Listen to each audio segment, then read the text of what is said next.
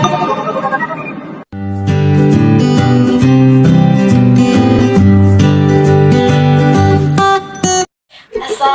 warahmatullahi wabarakatuh. Halo semuanya, bagaimana kabarnya? Semoga dalam keadaan baik-baik saja ya. Amin ya robbal alamin. Baiklah, sebelumnya perkenalkan, nama saya Desi Fitriana dengan NIM A1D1222112, Pendidikan Guru Sekolah Dasar Fakultas Keguruan dan Ilmu Pendidikan Universitas Jambi. Kami dari kelompok 4 mata kuliah keterampilan berbahasa Indonesia dengan dosen pengampu Bapak DRDRS Ekukuntar OMPD Mkom dan Ibu Silvina Novianti SPD MPD Ruang 4 Angkatan 2022 akan menyampaikan materi tentang hakikat keterampilan menulis. Baiklah, mari kita simak dengan seksama video berikut ini. Assalamualaikum warahmatullahi wabarakatuh. Perkenalkan, nama saya Imi Lemsari, NIM A1D1222199, Pendidikan Guru Sekolah Dasar Universitas Jambi 2022. Nah, pada kelompok kami akan membahas tentang hakikat keterampilan menulis. Yaitu menulis merupakan suatu bentuk berkomunikasi berbahasa verbal yang menggunakan simbol ataupun tulisan sebagai mediumnya. Pada penulisan, kita berpikir yang teratur sehingga apa yang ditulis mudah dipahami oleh pembaca. Tulisan itu dikatakan baik apabila ia memiliki ciri-ciri dan lain sebagainya. Pada penulisan terdapat 4 unsur. Yang pertama, rumus sebagai penyampai pesan. Yang kedua, ataupun sesuatu disampaikan oleh penulis. Yang ketiga, saluran atau medium berupa lambang-lambang kebahasaan seperti rangkaian pesan ataupun huruf dan tanda baca. Yang keempat, penerima pesan, yaitu pembaca. Kita sebagai penerima pesan, apa yang disampaikan oleh penulis. Dalam menulis terdapat beberapa fungsi dan tujuan. Yang pertama, fungsi personal, yaitu mengekspresikan sebuah pikiran, sikap ataupun perasaan pelaku yang diungkapkan melalui misalnya surat ataupun buku harian. Yang kedua, fungsi instrumental atau direktif, yaitu mempengaruhi sikap dan pendapat orang lain. Yang ketiga, fungsi interaksional, yaitu menjalin hubungan sosial. Yang keempat, fungsi informatif, yaitu menyampaikan informasi termasuk ilmu pengetahuan. Yang kelima, fungsi heuristik, yaitu belajar ataupun menyampaikan informasi. Yang keenam, fungsi estetik, yaitu untuk mengungkapkan atau memenuhi rasa keindahan. Assalamualaikum warahmatullahi wabarakatuh. Perkenalkan, nama saya Ria Nadia dengan NIM A1D1222192 Ruang 004 semester 1. Saya akan melanjutkan materinya. Ada 4 manfaat menulis menurut Graves tahun 1978. Yang pertama yaitu menulis mengembangkan kecerdasan. Menulis merupakan suatu aktivitas kompleks. Menulis terletak pada kemampuan berbagai aspek seperti pengetahuan tentang topik yang akan ditulis, menata isi tulisan secara runtun dan mudah dicerna. Yang kedua, menulis mengembangkan daya inisiatif dan kreatif. Dalam kegiatan membaca, seorang pembaca dapat bukan hal yang diperlukan yang ada di dalam bacaan. Sebaliknya, dalam menulis, seseorang harus menyiapkan dan menyuplainya sendiri, seperti isi tulisan, pertanyaan dan jawaban, ilustrasi, pembahasan, serta penyajian tulisan, supaya tulisan enak dibaca dan menarik. Yang ketiga, menulis mengembangkan kepercayaan diri dan keberanian. Seorang penulis, ia harus berani menampilkan pikirannya, perasaan, cara pikir, dan gaya tulis, serta menawarkannya kepada orang lain. Nah, tentu ada konsekuensinya dong.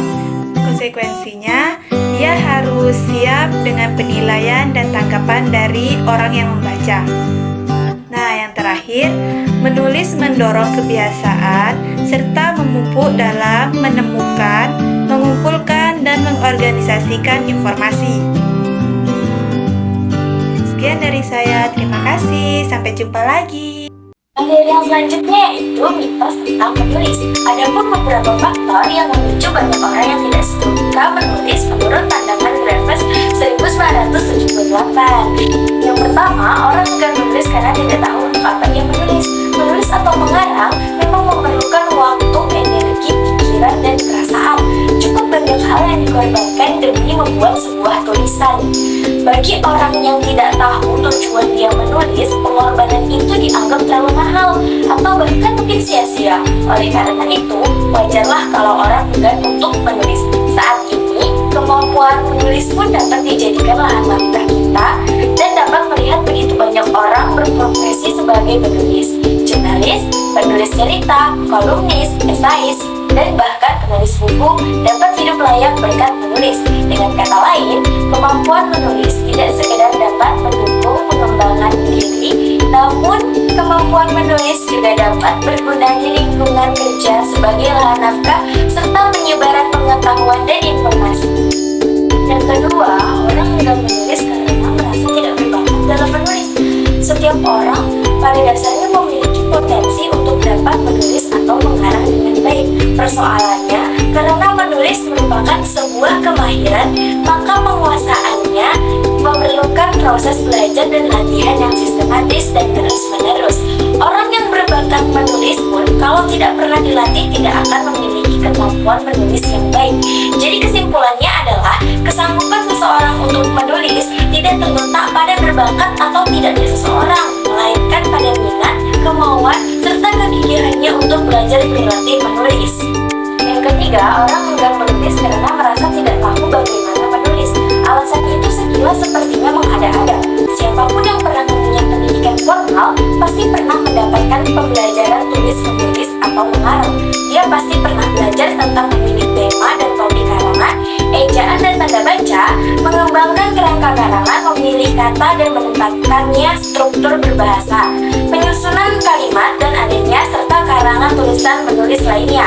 Namun demikian, alasan tersebut sebenarnya dapat dipahami apabila minat pembelajaran menulis di sekolah kerap berhenti sebatas teori atau pengetahuan. Siswa dibekali begitu banyak tentang pengetahuan karang mengarang, tetapi proses belajar yang dialaminya kurang memicu minat dan memberinya pengalaman yang bermakna untuk menulis secara kreatif.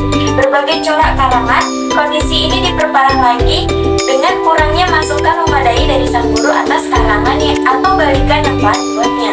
Assalamualaikum warahmatullahi wabarakatuh. Saya Yuliadi Sindana Putri dengan NIM A1D122115 R004 semester 1. Baik, di sini saya akan melanjutkan materi selanjutnya, yaitu tentang mitos yang kerap muncul dalam kegiatan menulis atau mengarang, di mana mitos tersebut terdiri dari 4 bagian, yaitu yang pertama, menulis itu mudah kata sebagian orang. Menulis itu mudah memang betul gampang jika sekedar pengetahuan atau teori tentang menulis, tetapi mengarang bukan semata teori.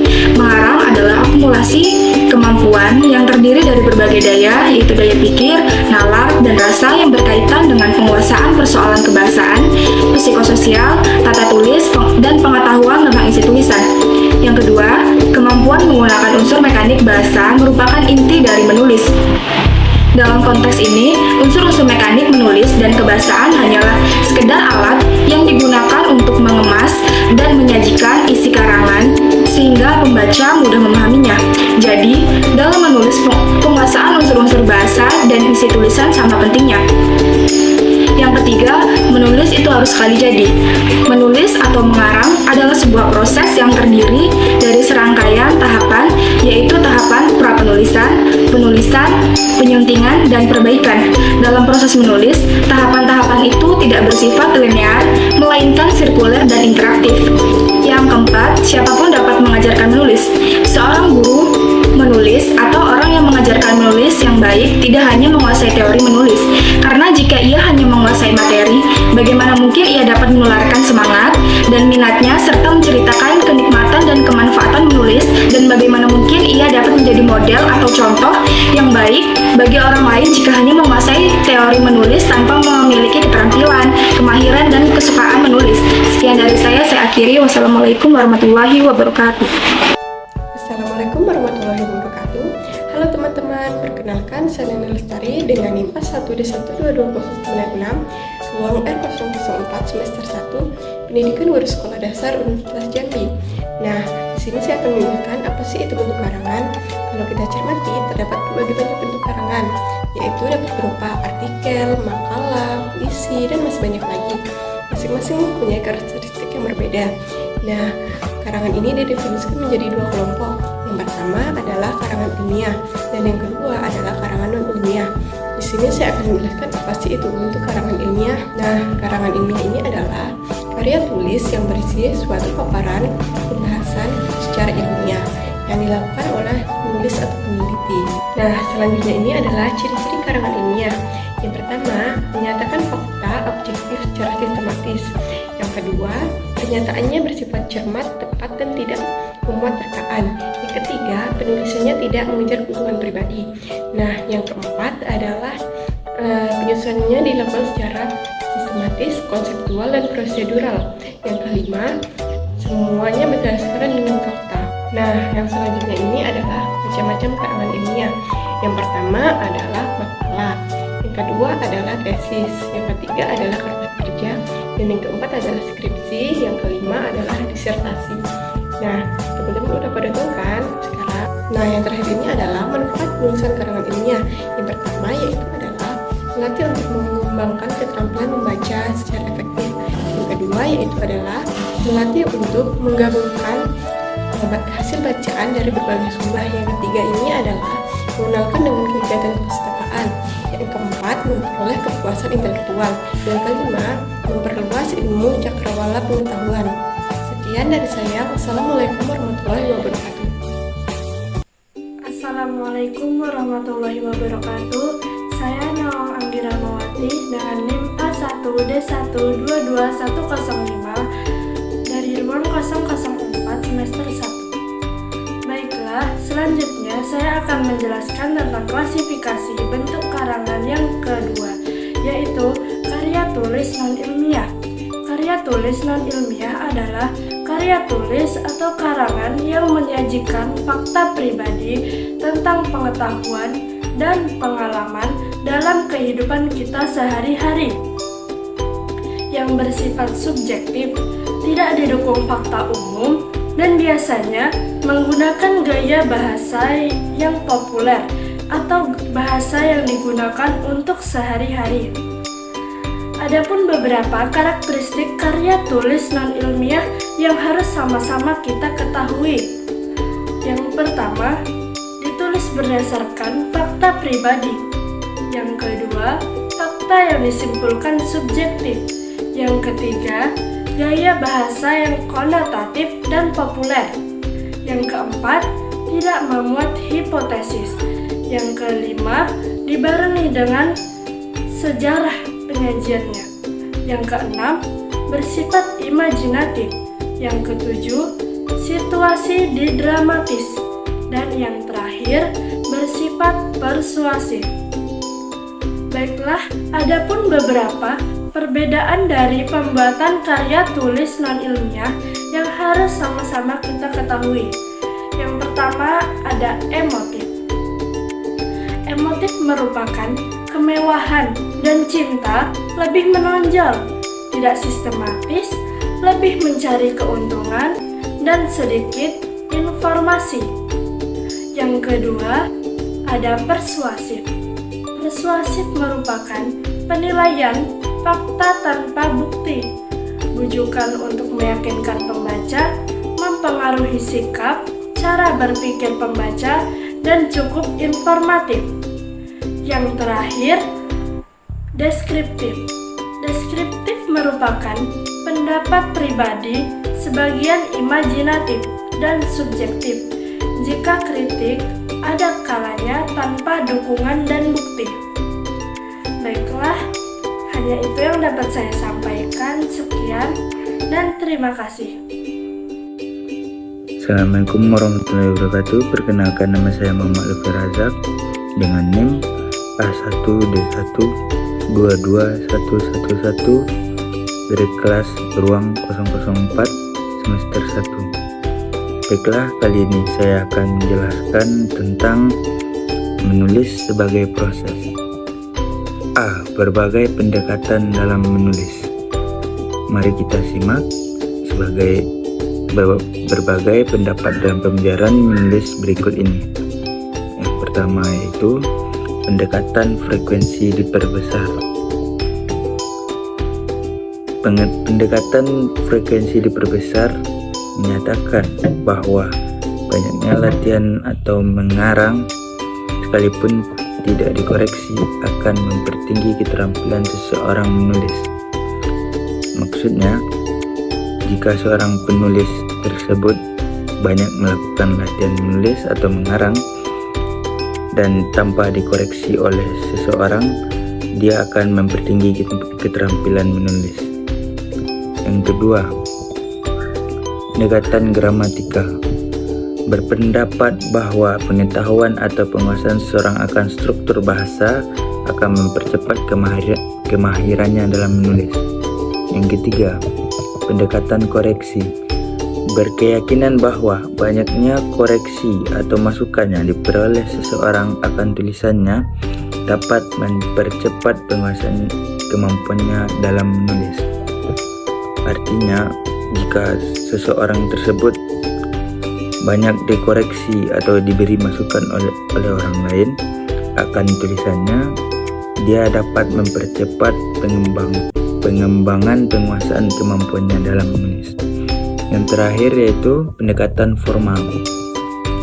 Pendekatan formal itu mengungkapkan bahwa perolehan keterampilan menulis terjadi bila pengetahuan bahasa, pengalineaan, pewacanaan, serta konvensi atau aturan penulisan dikuasai dengan baik. Itu adalah menurut Freud dan Gill pada tahun 1986. Assalamualaikum warahmatullahi wabarakatuh. Perkenalkan, nama saya Tajurudin, NIM A1B1222103. Baiklah, di sini saya akan menjelaskan tentang tahap menulis. Tahap menulis yaitu ada 3. Yang pertama yaitu tahap prapenulisan.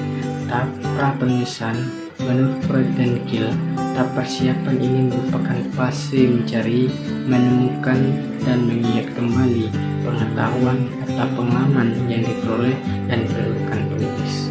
Tujuannya adalah mengembangkan isi serta mencari kemungkinan lain dalam menulis sehingga apa yang akan dituliskan dapat disajikan dengan baik.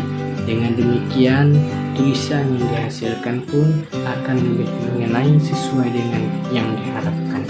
Kegiatan pada fase prapenulisan itu tampaknya sepele, padahal tanpa persiapan yang baik, proses penulis akan sangat tidak efisien. Kegiatan ini sudah dilakukan, tetapi kita masih bolak-balik memperbaiki rancangan tulisan, termasuk kerangka karangan, serta mencari referensi, lalu kapan jadinya itu tulisan. Keadaan ini pula yang kerap menyeret penulis pemula pada frustasian. Tahap yang kedua yaitu tahap penulisan. Tahap penulisan yaitu sebagaimana kita ketahui, struktur karangan itu terdiri dari bagian awal, isi, akhir, atau bentuk. Bagian awal kerangka berfungsi untuk memperkenalkan, memberikan gambaran, sekaligus mengirim pembaca akan tulisan kita. Bagian ini sangat menentukan pembaca apakah dia akan menghentikan atau melanjutkan kegiatan bacaan. Oleh karena itu, banyaknya penulis, terutama penulis pemula, memiliki kesulitan dalam menulis bagian awal dulu. Bahkan ketika membuat kalimat pertama, apakah akhir juga melalui hal itu dalam mengarang. Bagian isi menjadikan bahasan tentang inti karangan. Di dalamnya dikupas berbagai pokok pikiran karangan berikut.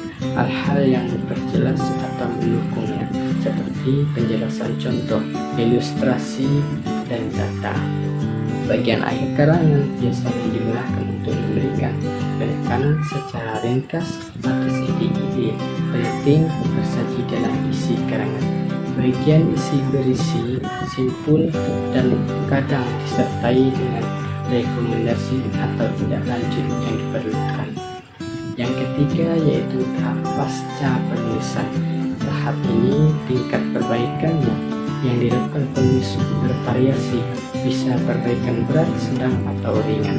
Deviasi ringan biasanya disebabkan oleh kesalahan mekanik bahasa seperti persoalan ejaan dan punktuasi. Kegiatan perbaikan biasanya dilakukan bersamaan dengan rutinnya revisi, sedang biasanya tidak hanya disebabkan oleh mekanika bahasa, tapi juga pengalimatan atau penganiayaan yang tidak pas, peletakan uraian yang kurang sesuai ilustrasi tentang penjelasan yang keliru atau kekurangan substansi.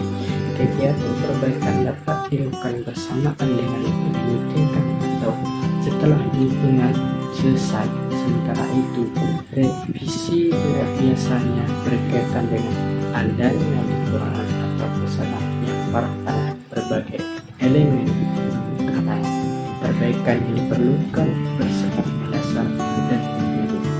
Kegiatan revisi seperti ini biasanya dilakukan dengan penulisan kembali.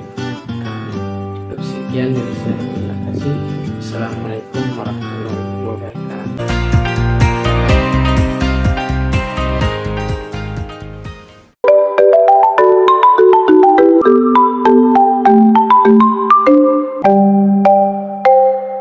Thank you.